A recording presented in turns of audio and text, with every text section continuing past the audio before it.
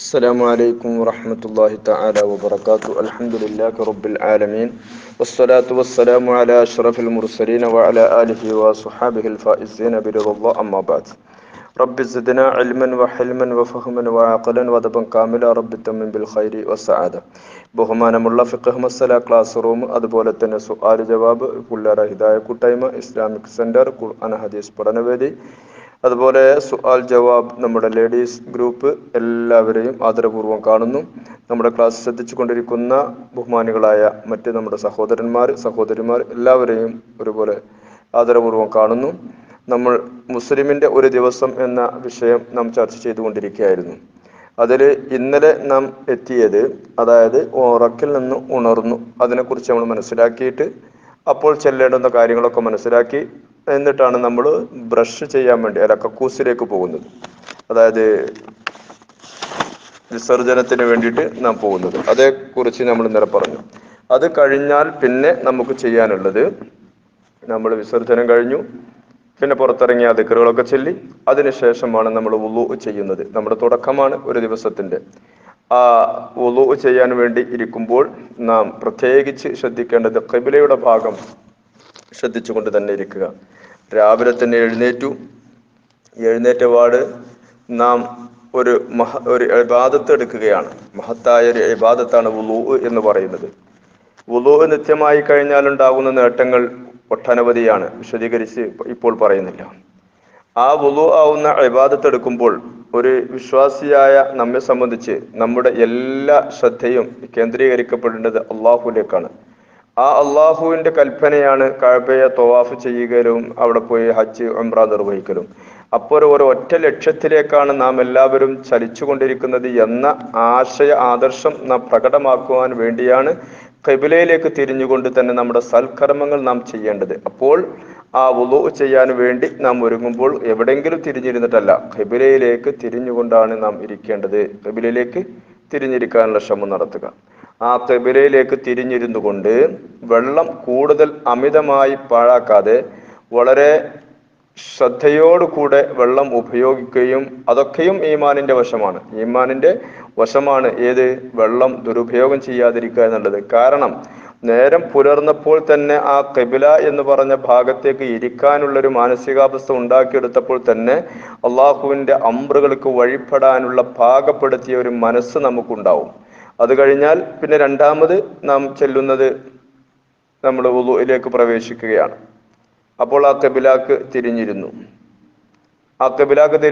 അല്ലാഹു റബ്ബുൽ ഇസ്സത്ത് സുബ്ഹാനഹു വ തആല നമുക്ക് അനുഗ്രഹമായി തന്ന ഒന്നാണല്ലോ വെള്ളം. ആ വെള്ളത്തെ ശ്രദ്ധയോടുകൂടെ ഇസ്റാഫ് ചെയ്യാതെ, അമിതവ്യയം വരാതെ ശ്രദ്ധിക്കുകയും ചെയ്യുക.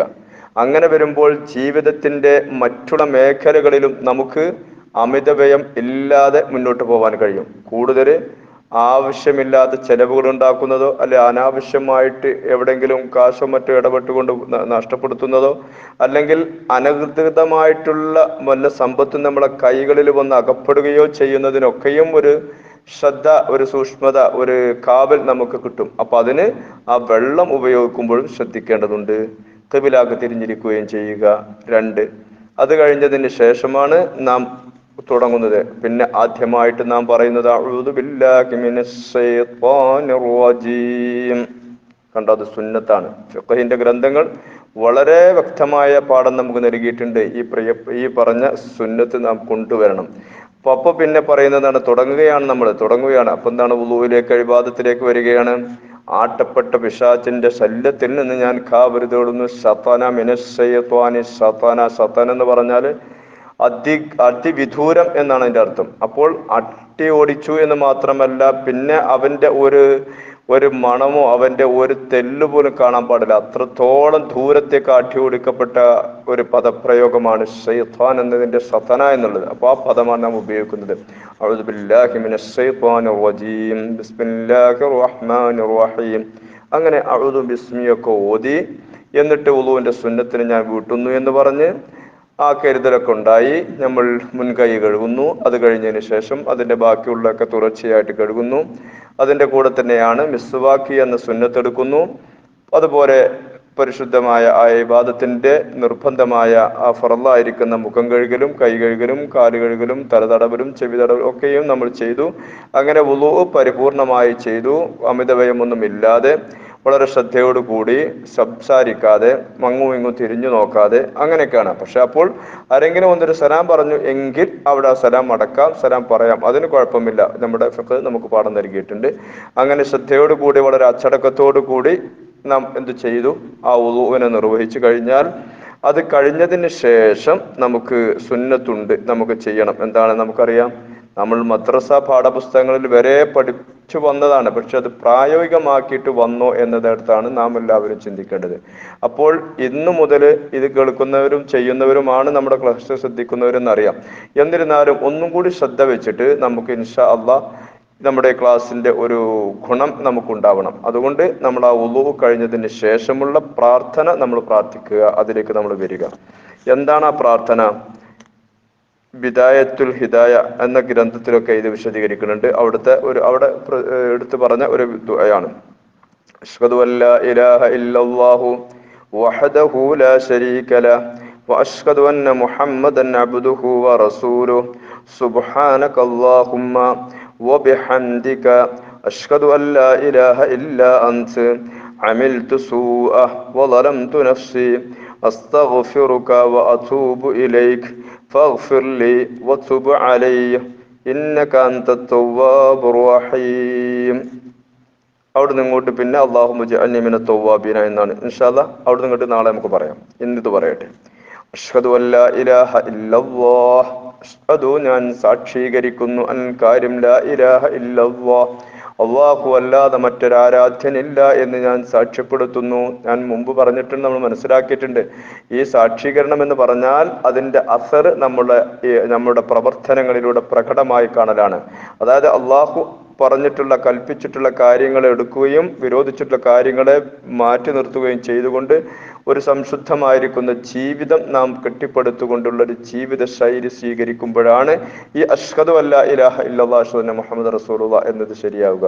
അതായത് അൻ യുബയ്യിന ലിഗൈരി, മറ്റുള്ളവർക്ക് അതിനെ വ്യക്തമാക്കി കൊടുക്കുക എന്നാണല്ലോ.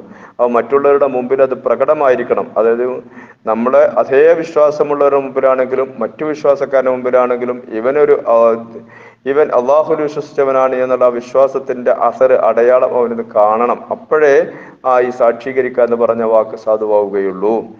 വഹദഹു ലാ ശരീക ലഹ്, വഹദഹു അവൻ ഏകനാണ്, ലാ ശരീക ലഹ് അവനൊരു കൂട്ടുകാരില്ല, പങ്കുകാരില്ല. വഅശ്ഹദു അന്ന മുഹമ്മദൻ അബ്ദുഹു വറസൂലുഹു ഞാൻ സാക്ഷീകരിക്കുന്നു, അന്ന മുഹമ്മദ് നബി സല്ലല്ലാഹു അലൈഹി വസല്ലം അബ്ദുഹു അല്ലാഹുവിന്റെ അടിമയാണ്, വറസൂലുഹു ദൂതനുമാണ്. സുബ്ഹാനക അല്ലാഹുവേ നിന്റെ പരിശുദ്ധതയെ ഞാൻ വാഴ്ത്തി പറയുന്നു. അല്ലാഹുമ്മ അല്ലാഹുമ്മ അല്ലാഹുമ്മ അല്ലാഹുവേ വബിഹംദിക നിന്നെ സ്തുതിക്കലോട് ബന്ധപ്പെട്ടതായ സ്ഥിതിയിൽ വഅതൂബു ഇലൈക അല്ലാഹുവേ നിന്നിലേക്ക് ഞാൻ ഖേദിച്ചു മടങ്ങുന്നു. ഫഗ്ഫിർലി നോക്കൂ. അപ്പോഴും ആ മഹത്തായ ഇബാദത്തിന്റെ തുടക്കമായ വുളൂ കഴിഞ്ഞു. ആ വുളൂ ഇങ്ങോട്ട് കഴിഞ്ഞിട്ട് രണ്ട് കൈകളും ആകാശത്തിലേക്ക് ഉയർത്തിക്കൊണ്ടാണ് നാം ഇത് ദുആ ചെയ്യുന്നത്. രണ്ട് കൈയും രണ്ട് കണ്ണും എല്ലാം ആകാശത്തിലേക്ക് ഉയർത്തിക്കൊണ്ട് ദുആ ചെയ്യുന്നു.